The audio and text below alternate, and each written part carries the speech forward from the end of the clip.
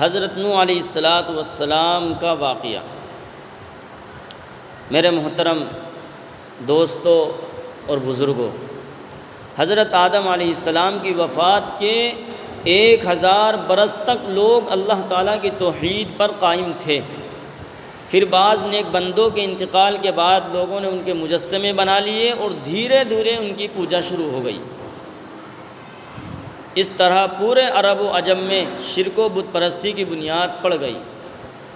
جب لوگ اللہ تعالیٰ کی عبادت چھوڑ کر شرک و بت پرستی میں مبتلا ہو گئے تو ان کی ہدایت کے لیے اللہ تعالیٰ نے حضرت نوح علیہ السلام کو نبی رسول بنا کر بھیجا۔ حضرت نوح علیہ السلام کا شمار دنیا کے عظیم ترین انبیاء میں ہوتا ہے۔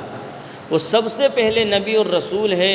حضرت ادریس علیہ السلام کی تیسری پشت میں حضرت آدم علیہ السلام کی وفات کے 1025 سال بعد دجلہ و فرات کی وادی کے درمیان ملک عراق میں پیدا ہوا۔ اللہ تعالیٰ نے قرآن پاک میں 43 مقام پر حضرت نوح علیہ السلام کا تذکرہ فرمایا ہے۔ جب لوگوں کی نافرمانی اور بت پرستی دنیا میں عام ہو گئی تو اللہ تعالیٰ نے ان کی ہدایت و رہنمائی کے لیے حضرت نوح علیہ السلام کو نبی بنایا۔ انہوں نے لوگوں کو نصیحت کرتے اور دین کی دعوت دیتے ہوئے فرمایا، تم صرف اللہ کی عبادت و بندگی کرو، وہ تمہارے گناہوں کو معاف کر دے گا۔ اس نصیحت کو سن کر قوم کے سرداروں نے جواب دیا، ہم تمہیں رسول نہیں مانتے، کیونکہ تم ہمارے ہی جیسے آدمی ہو، نیز تمہاری پیروی ذلیل و حقیر اور کم درجے کے لوگوں نے کر رکھی ہے۔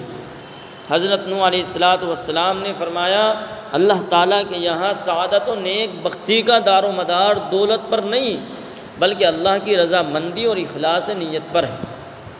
میں تمہیں یہ دعوت مال و دولت کی امید پر نہیں بلکہ اللہ کے حکم اور اس کے رضا کے لیے دے رہا ہوں، وہی میری محنت کا اجر و ثواب عطا فرمائے گا۔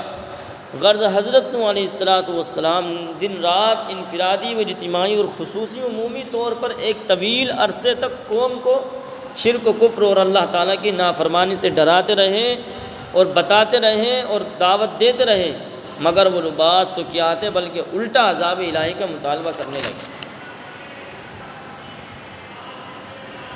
حضرت نوح علیہ السلام کے بارے میں آتا ہے کہ حضرت نوح علیہ السلام نے 950 سال تک اپنی قوم کو دعوت دی۔ قرآن کریم نے سورہ نوح میں ان کا تذکرہ ہے، لیلا و نہارا، کہ رات دن حضرت نوح علیہ السلام اپنی قوم کو سمجھاتے تھے، دعوت دیتے تھے۔ یعنی جیسا موقع محل ہوتا کہ الگ سمجھانے کا تو الگ میں سمجھاتے، مجلس میں سمجھاتے، ہر طریقے سے حضرت نوح علیہ السلام اپنی قوم کو سمجھاتے تھے، اور قوم کے افراد بار بار عذاب کا مطالبہ کرتے رہے۔ ساتھ ہی اللہ تعالیٰ نے حضرت نوح علیہ السلام کو خبر دی کہ اب موجودہ ایمان والوں کے علاوہ کوئی اور ایمان نہیں لائے گا، تو انہوں نے دعا کی، اللہ اب ان بدبختوں پر ایسا عذاب نازل فرما کہ ایک بھی کافر و مشرک زمین پر زندہ نہ بچے۔ اللہ تعالیٰ نے ان کی دعا قبول فرما لی اور حکم دیا کہ تم ہماری نگرانی اور حکم کے تحت ایک کشتی تیار کرو۔ چنانچہ ایک کشتی تیار کی گئی۔ پھر اللہ تعالیٰ کے حکم سے زمین و آسمان سے پانی کے دہانے کھل گئے اور دیکھتے ہی دیکھتے زمین پر پانی ہی پانی جمع ہو گیا۔ اس وقت حضرت نوح علیہ السلام بحکم خدا بندی مؤمنین اور جانداروں میں سے ایک جوڑے کو لے کر کشتی میں سوار ہو گئے۔ باقی تمام کافر و مشرک پانی کے اس طوفان میں ہلاک ہو گئی۔